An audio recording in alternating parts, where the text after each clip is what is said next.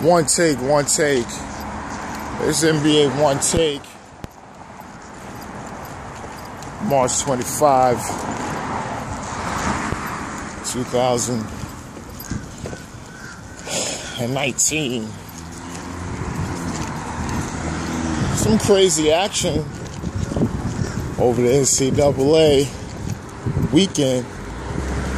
Teams trying to make it to the Sweet 16. Like I said, it's NBA One Take. I would love to get into that, but like I said, it's the NBA, man. It's the NBA. March Madness. My bracket looking alright. It looks like, for the most part, I may come up with some big money, which is good for me. Let's let you know that.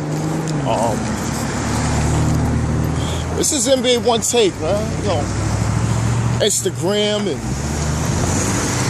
Twitter, Snapchat, as long as Facebook.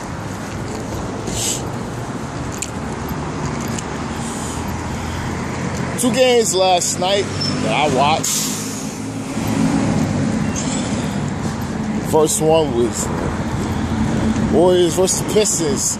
You know, two hot teams coming in, you know, in their respective conference. And it's, you know, there's something to say about the Pistons, man. Pistons was coming in. I saw them as a playoff team where people was like, no, they suck. Yo, Blake Griffin is, I said, nah, yeah, I didn't see Blake Griffin towards the, what he's doing. I told people, if Blake Griffin turns into Karl Malone, he will be a better player than he ever was when he was with the Clippers. Now, he never got that jump shot with the Clippers. The way he's playing now, and just say he had that same athleticism playing with Chris Paul, I know for a fact they would have been in the conference final, possibly an NBA final. Because if Blake Griffin had his offensive game the way he has in 2015, I don't think that Warriors team would have been able to beat the Clippers, because they would have beat Houston, and then they would have beat the Warriors. That's a big what if. Well, it's always a what if. We're going to that game. Splash Brothers, Clay, and Curry splashing all over. You know, they had like 50-some points combined. You know, Draymond doing his thing. Durant didn't have he had a quite, you know, pedestrian night. He had 14 points.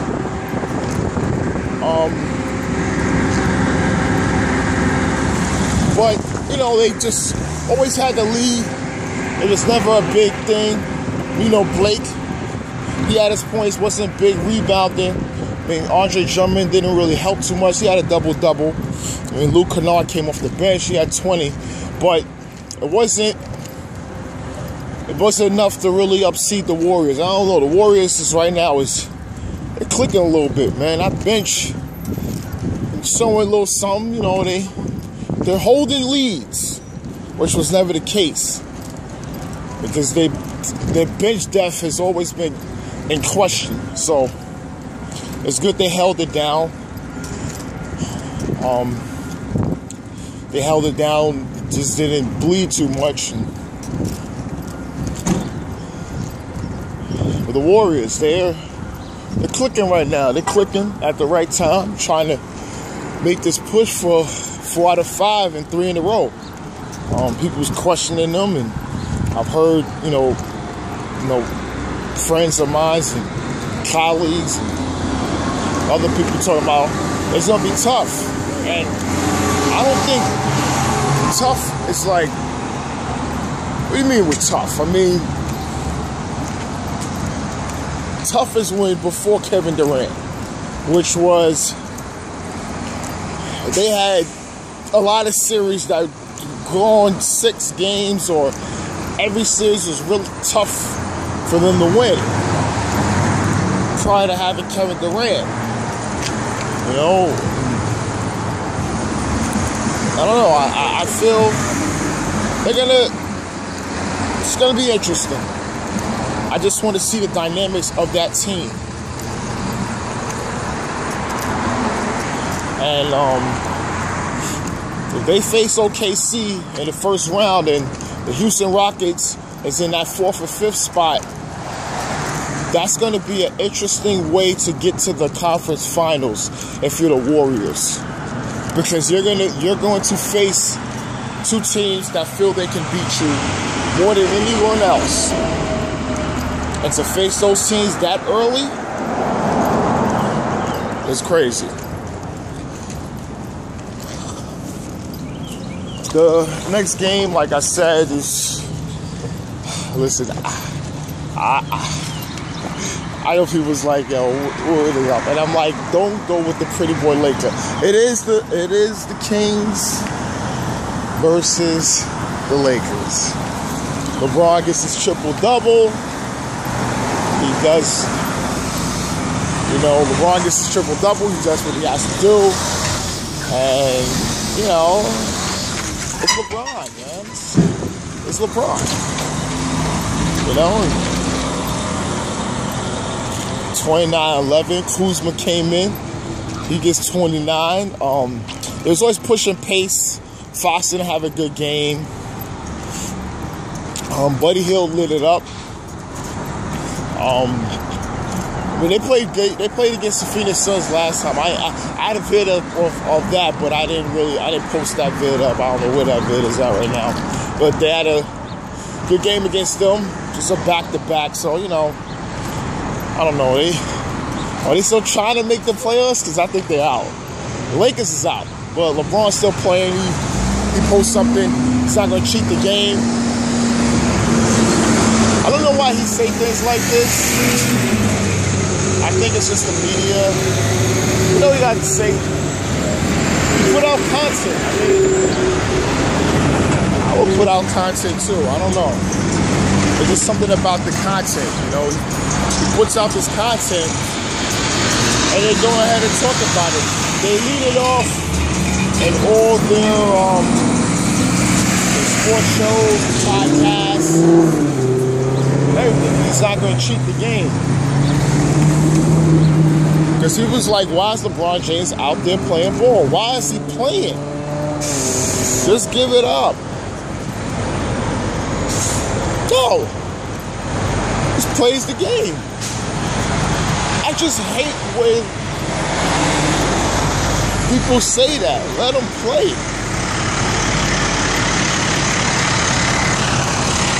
Does he have to play heavy minutes to the point where the quote-unquote load management barometer is going to get to red? Oh. You can play, listen, you can play him, like I said, I don't know, you could do the Phil Jackson approach. I used to love what Phil Jackson used to do with Mike and did with Kobe, the same thing. 8 and 8 and 8 and 8. 8 the first, 8 the end of the second, 8 the start of the third, and 8 to end the game. There's no problem with that. 32 minutes is a good number. I like how Steve Kerr does something like that with Curry as well. Because it's like, why are you logging these guys heavy minutes? It's no sense. But he doesn't cheat the game. LeBron James is coming into play. Regardless, you know, they out, but you know, he comes to play and he loves to play the game, man. No matter what y'all feel about it. I don't think it's just a business. LeBron loves to play. He always loves to play the basketball, man. Yeah. I need to stop all this. All these outside interests, yeah, that's something, you know, he wants to do and you have an interest for it. But the love is the game, is basketball. He loves basketball. He loves NBA basketball. That's what it's about. See, people figure that out, you know. Understand that, man. He loves NBA basketball. You know, I'm not a LeBron James fan. I'm a Lakers fan. But he's on my team. So, obviously, it's a little different than before when maybe I could be critical of him, of course. But he's on my team. So, the thing about it is I'm going to support him as a player, as the best player in the game and best player on our team, and what he needs to do and what is needed for management to help him achieve the goal is a championship. I think people lose sight of certain things, especially when they put the content out there. Put too much out there. They can put some, if you got the platform, you don't gotta, I think they produce their own subject matter to create a narrative and put it out there, you know, and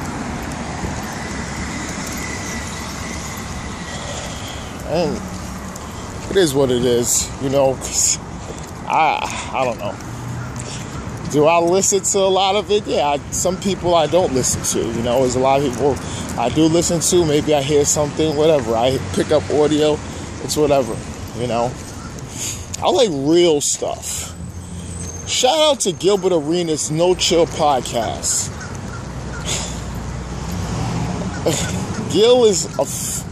Gil, when he talks basketball, I enjoy that more than anything. I think because it's not